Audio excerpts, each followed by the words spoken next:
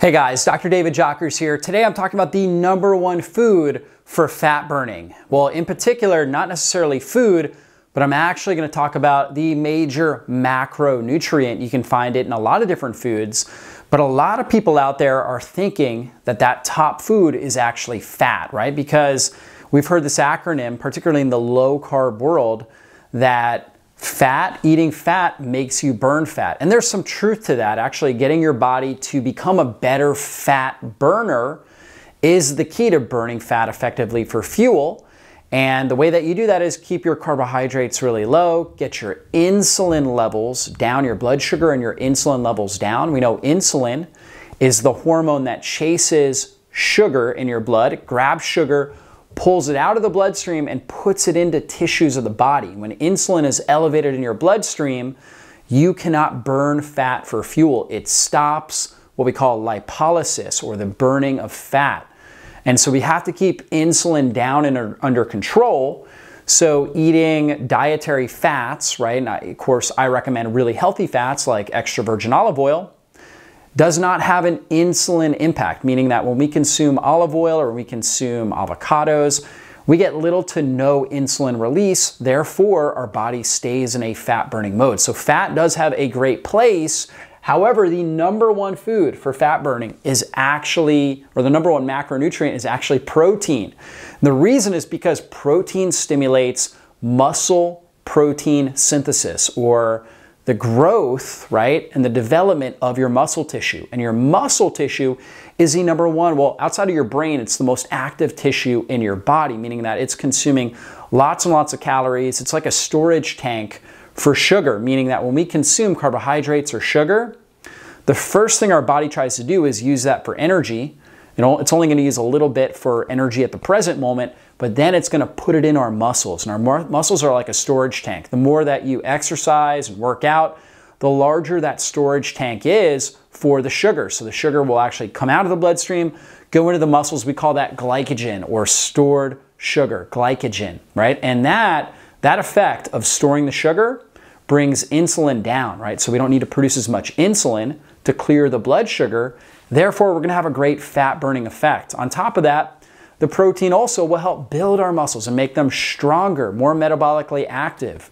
And that's really what we want. Now, when we're looking at protein, one of the key things we understand is the leucine threshold. Leucine is what's called a branched chain amino acid. And that branched chain amino acid, particularly, there's 3 of them: leucine, isoleucine, and valine. Leucine is the primary driver of muscle growth in your body. And so whether you're looking to have, stronger, larger muscles, or if you just want to be a good fat burner and be really healthy, be able to do all the things you want to do, you want to pay close attention to the amount of leucine that you consume.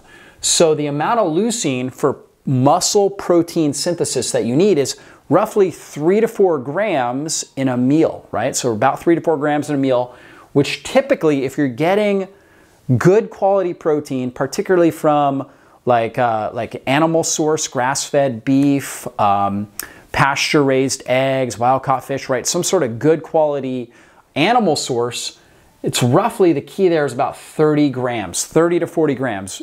Your typical complete protein source from whole food is roughly about 10% leucine. Now, when we look at like vegetarian sources of protein, some of them are not quite 10%. However, like if you're eating rice and beans and you can eat enough of that, you have to eat a lot of that, you can get to that leucine threshold as well, right? So again, about 30 grams roughly of protein per meal, 30 to 40 grams or so, is what you should be looking for. Now, there's a lot of people out there, and I'm also an advocate of this. We talk a lot about collagen protein or bone broth protein, or drinking bone broth in general.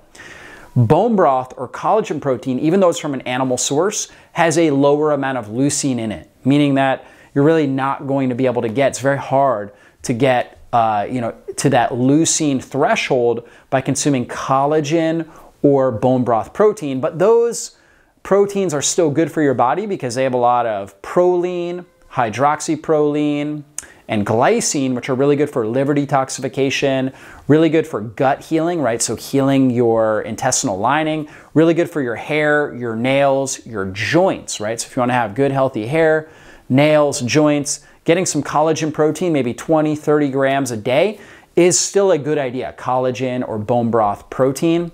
Our ancestors, when they would eat an animal, they would eat a lot of the collagenous regions, right? So they would eat the joint, right? You think about like a drumstick, right? Or a chicken wing or something like that. When you eat it, there's a lot of collagenous structures. You're actually eating the joint capsule, right? Or really you should. A lot of people avoid that. They eat around it, but they don't actually eat the joint capsule itself. That's where the collagen is. Our ancestors would eat that all the time. When they killed an animal, they were eating the whole animal, and that incorporated a lot of this sort of collagen protein, which was great for their joints, gave their joints more resilience, their gut lining, their hair, their skin, right? And then of course they were getting the muscle meat, which had a lot of the leucine in it, right? And so that was promoting the muscle protein synthesis. So you kind of want to get a little bit of a combination of both of those.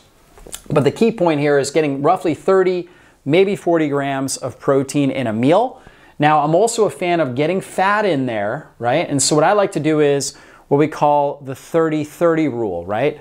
In each meal that you consume, you're aiming for at least 30 grams of protein and at least 30 grams of fat. Now, there are some caveats to that. Like, for example, if you don't have a gallbladder, right, then you may need a little bit less fat because you need the bile that is stored in the gallbladder to really help emulsify those fats. So some people without a gallbladder, if they consume 30 grams of fat, they feel very nauseous, they have loose stools, they just don't feel good, okay? So then we might lower it to 15, 20 grams of fat in that meal. But for most people out there, 30 grams of fat, that's really only 270 calories. So 30 grams of fat, 9 calories per gram, it's 270 calories, right, of fat.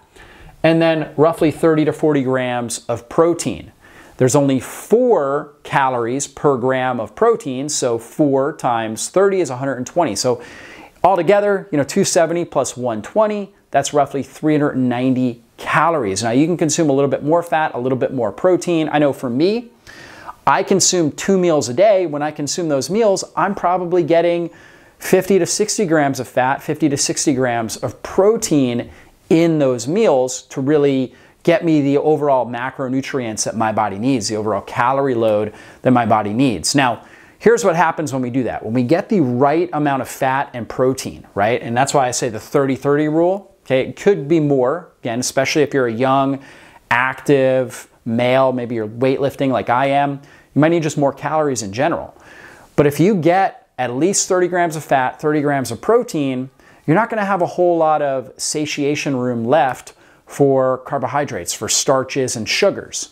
And so therefore, you're going to get the bulk amount of your calories from these fats and from the protein, and that's going to make you feel very satiated, right? Protein is very, very satiating. Fat is as well. And that means that you're just not going to have the cravings or the hunger to go out and eat a bunch of starch, right? Eat a bag of potato chips or even eat a lot of root vegetables, which are healthier sources of carbs. You're just not going to have as much of an appetite for that. And so therefore, you're going to have a lower level of carbohydrates. You're going to stimulate more protein synthesis. You're going to keep your insulin levels. Again, that's the fat storage hormone. You're going to keep insulin down, and you're going to turn up fat burning. And again, build lean, strong, healthy muscle tissue. So that's what we should be looking for. Now, what are some of the best sources of protein?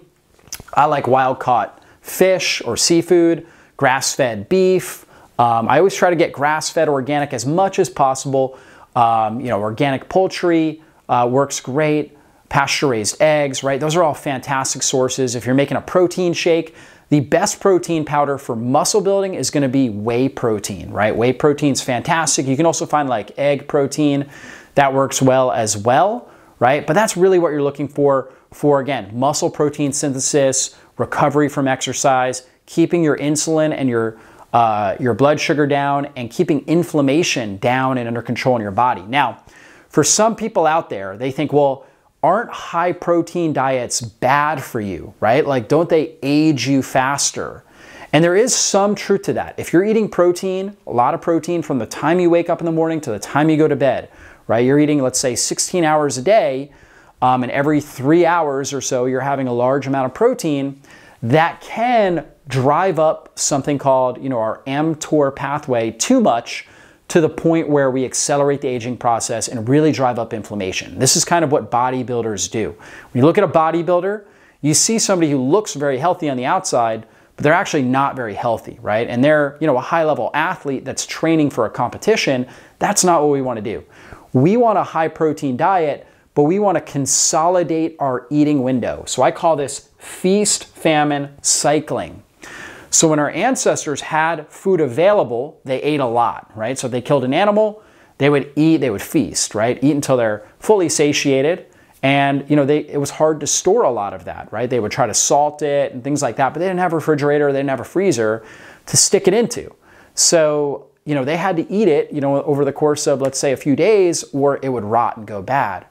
And so when they had food available, they would feast, and then they would go through times of famine where they weren't eating. The way that we can mimic that in our society today is consolidate our eating window, right? Compress it.